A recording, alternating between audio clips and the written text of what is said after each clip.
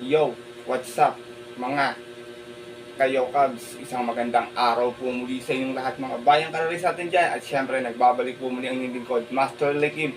At welcome back po muli syempre dito po sa ating Master Lekim TV. Bago ko po simulan itong ating video ngayong araw bayang karista, make sure dapat nakalike po tayo at nakasubscribe. Huwag niyo po kakalimutan i-hit yung notification bell or bell icon sa baba itong ating video para palagi kayo mag-i-updated sa mga susunod ko pa pong mga i-upload na video. Maraming salamat sa pagsubaybay at pag-abang palagi mga bayang karista. At syempre ngayong araw, meron po tayong muli konting silip at giya, konting race analysis sa karera para po ngayong araw ng linggo. Have a blessed Sunday sa inyo lahat mga bayang karista. August 23, 2026, dito pa tayo sa Metro Malbar, Batangas. At meron po sila inyandang 12 races. So magsisimula po sa ganap na alas 2 ng hapon, Action Pack Sunday. Dahil nakaloob dito yung ating Ramon Bagaching Memorial Cup. Ganun na rin syempre yung ating Prince and Kings Cup na stakes race bayang karerista. Kaya napakaganda kalera itong araw ng linggo. Sana makasungkit tayo, makachamba tayo ng diado. Mapasama kayo sa wheel sa mga datan niyo po mga paboritong exotic bets pa. Dating gawin tayo bayang karerista, dadalawang video ko po ito, race 1 to race 6 and race 6 to race 12 po. Dating ginagawa ko naman po yun, pasensya na po kayo, pero alam ko naman po yung iba rito mga sanay na, ginagawa ko lang naman po ito pag mahaba po yung karera. Na syempre hindi ko na rin patagalin agad to tara, puntahan natin agad dyan matapos lamang yung ating may quick intro. Kaya let's go mga kayo.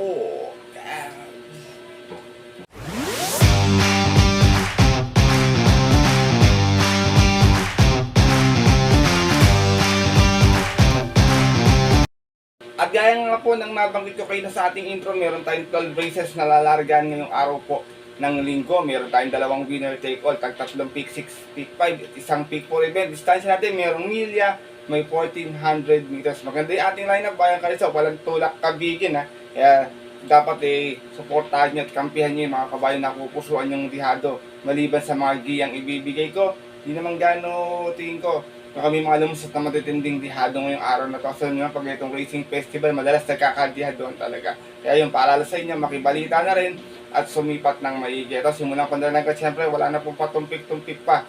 Good luck po sa inyo lahat. Have a blessed Sunday racing mga kayo Cubs natin dyan, and start na po tayo.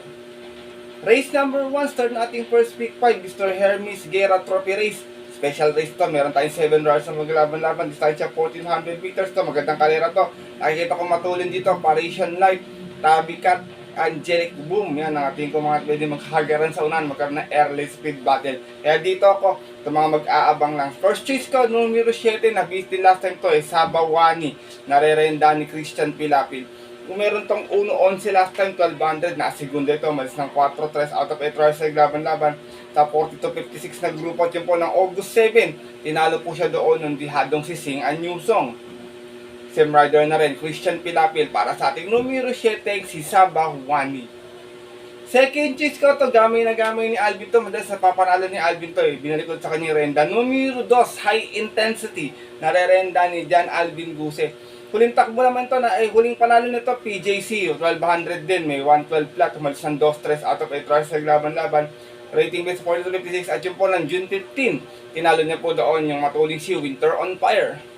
From Charles Reyes, balik ang renda kay John Alvin Guse para sa ating numero 2 na si High Intensity. Madalas na ipapanalo ni Alvin to kasi wala nakakamali, race to 1 bayang karerista. Ewan ko ito yung kabayan na sa lagi ni Alvin na kung manalo lagi, race 1. Race number 1, mga bayang karerista, umpisa pa lang, wala kagad pang iwan. Lahat may panalo. Magandang karera po talaga to at sipat po kay maigi. Good luck po bayang karerista sa inyong pick 5. Di ba tayo sa ating race to start nating first pick 6 milya ang ating distansya. Ito yung ating unang highlight race, 13 Mayor Ramon D. Bagaching Senior Memorial Cup Division 2 for all and above local horses. Meron tayo ditong 10 runners but 9 betting options lamang to mga bayang karerista. Ito naman to, nakikita nyo to sa mga stake race, mga gold cup, silver cup, mga kalahok na to. Pero dito ako magkakampiyan ko rito yung magkapatid. First choice ko, yung unang-una, nangyari sa panalo, numero 4, King James, narerentahan ni JT Sarate. Nanalo to last time sa milya rito, may 140 flat to, pero itong latest niya, sprint race, meron tong 0.57 flat sa 1,000 meter, nanalo to, na isinunod lang. Kagandaan dito ngayon, ay susunod lang Mas ng 2-3 out of 5 rounds sa laban-laban sa sprint at yun po ng August 9, tinalo niya po doon yung kabayan si Worshipful Master. Same rider na rin, JT Zarate para sa ating numero 4 si King James. Second choice ko, yung kapatid niya naman na numero 2, doble dito, hometown niya to, Jungkook, narerenda ni M.A. Alvarez. Galing to sa barrier last time, may 140.8 ng August 7 po. Same rider na rin, Mark A. Alvarez para sa ating numero 2 na si Jungkook. Race number 2, Bayang Kalorista, ating highlight race ngayong araw ng linggo. Magandang karera to, tingin ko, marami rin naman may tsamba, malaki yung premyo. Sipat kayo maigi ng kakampiyan nyo at good luck po sa inyong pick 6 choices. Di para tayo sa ating race number 3. Start nating first winner take all, Mr. Aristeo Puch Puyat Trophy Race. Meron tayong 9 runners na magalaban. Dapat na mababang grupo to, Bayang Kalorista, anybody's race tong grupo na to. Pero dito ako, nabababaan ako sa laban dito. First choice ko, numero 2, Maki Boy, narenda ni Alison Pabilik. Huling takbo ni Maki Boy, pang-apat, may 131.6, umalis ng 19 at total runners sa laban-laban. 1741 natin po ng May 31. Kung saan ang manalo po doon yung kabayan si Giselle's Princess. Same rider na rin, Alison Pabilik para sa ating numero 2 na si Maki Boy. Second choice ko, horse to beat numero 9, Hot Legs, narerenda ni CB Garganda. Ito naman, Tarsera last time, may 128.4, umalis ng 7.9. Out of 14 bars sa laban-laban, 1741 din natin po ng August 8 sa kairang napanalunan nung Yamadong si Sheila. Same rider na rin, CB Garganta para sa ating numero 9, si Hot Legs. Sinasama ko pong third choice, lagi kong tinitip din, numero 7, Mirror of Justice, narerendaan po ni Christian Pilapil. Ito naman, sa kairang nila Sheila, dumating ng pang-7, may 129.6, umalis ng 4 sa 8 out of 14 runners sa laban-laban. Same rating baseball, same rider din Christian Pilapil para sa ating numero 7, si Mirror of Justice. Race number 3, start na ating first winner take all. Marami agad bebenta na. Tingin ko, balikatan ng bentahan. Sipat po kayo maigay, mahalaga, maka 1 points at good luck po, Bayang Kalorista. Di ba tayo sa ating race number 4. Start na ating second pick 6, another Milia. 13 Mayor Ramon Bagaching Senior Memorial Cup Division 1. 2-year-old local horse. Meron naman tayong 5 kabayong maglalaban-laban. Dito, Francisco, ang gandang tinakbo ito ng Triple Crown. Numero 5, Hoover Dam. Narerendaan po ni John Sargent de Ocampo. Last run nito, Tarsera, 2,000 meter.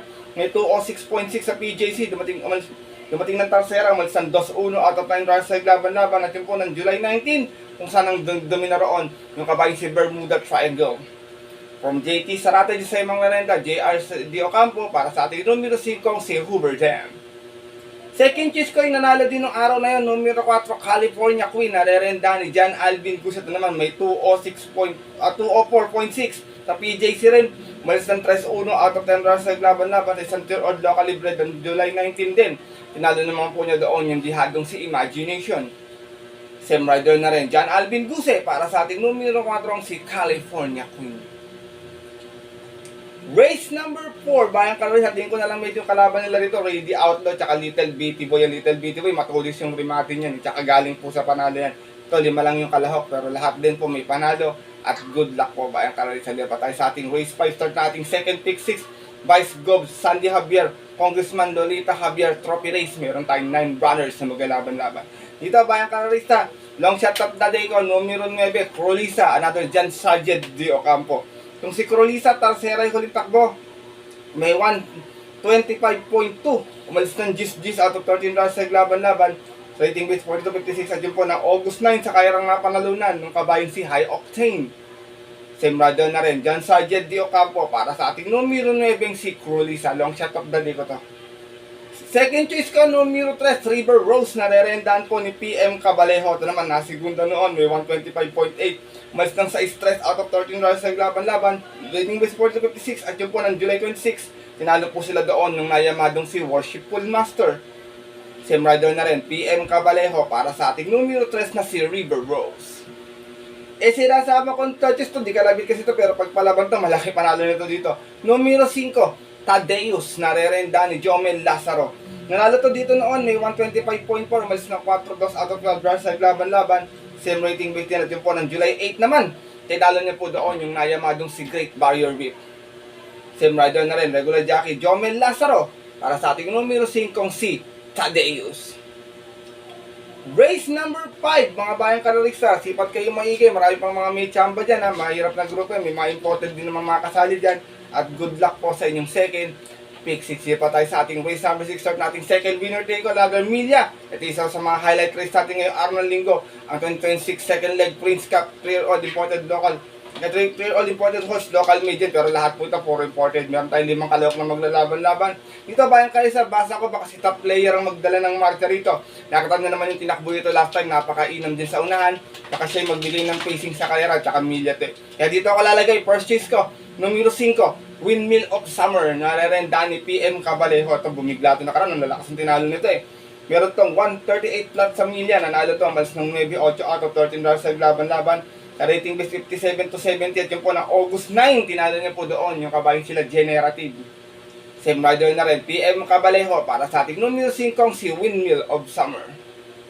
Second choice ko, yung wala pa rin talo, na nanalo last time sa first leg, numero 2, Otto Cruz, narerendahan pa rin ni Patty Dilema. May 122.4, nanalo to last time, umalis ng 2-2 out of 6 stars naglaban-laban.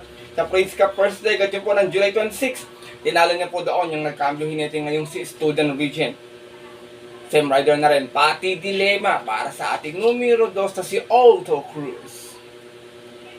Race number 6, mga bayang karerista, magandang karera to. Tingin ko outsider lang para sa akin, Dame of Panya, pero 1-2-5, 1-2-4-5, lahat may panalo, top player. Nagpakitang gilas din nakaraan niya na hindi rin biro yung tinakbo, tsaka yung mga nakalaban sa unahan nito. Kaya tingin ko, magandang karera to, nasusubukan si Otto Cruz ngayon, kung kakayanin niya pa rin niya kasi pahaba ng pahaba yung distansya nito. Pero kung mainam yung kabayo, walang problema. Sipat ng mabuti at gandahan ng kakampiyan. Bayang karerista, dahil sa ating Prince Cup, good luck po sa inyong winner. Take all.